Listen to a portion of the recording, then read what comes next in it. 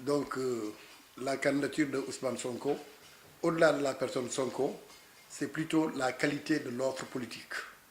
Et son offre politique est tout à fait originale parce que articulée sur des principes de bonne gouvernance, de transparence, de patriotisme. Donc, pour l'essentiel. Donc, ensuite, le culte du travail. Donc, autant de raisons qui font que j'ai été charmé et suis convaincu que c'est le meilleur choix. Et par conséquent, je me suis résolument engagé à ses côtés en vue de remporter les élections au soir du 24 février 2019. La culture des questions de transparence aujourd'hui, c'est pratiquement Ousmane Sonko qui a introduit ce genre de débat. Jusque-là, les débats politiques se résumaient sur des questions de personnes, etc., tout et tout et tout. Mais la nouveauté est venue de lui.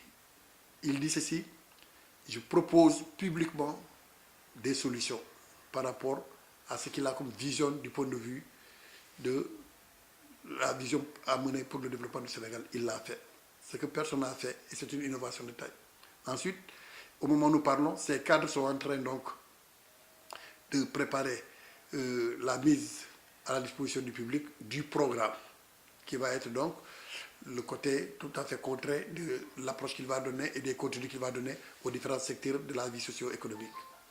Alors, quand vous avez un individu qui va contre l'habitude, contre un certain conservatisme du point de vue de la pratique politique, il est certain qu'il bouleverse un certain nombre d'habitudes et il menace un certain nombre donc d'individus. Donc tous les individus qui profitaient plus ou moins de leur position politique pour, au lieu de servir la société, se servent et font de la fonction politique un moyen de jouissance, mais non un moyen de sacerdoce.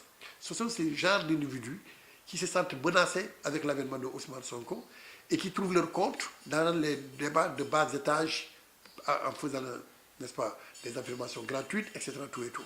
Et donc, si vous prenez par exemple la question relative aux 94 milliards, la première personne à avoir soulevé cette question, la personne qui s'est même acharnée par rapport à la nécessité de mettre cette question au clair, c'est bien Ousmane Sonko.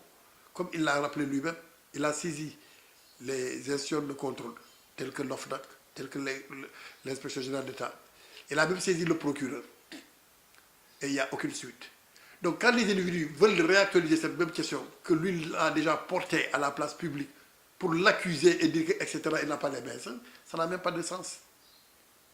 Donc je crois que Ousmane Sonko a été le premier, lui, à demander à ce que l'affaire soit tirée au clair.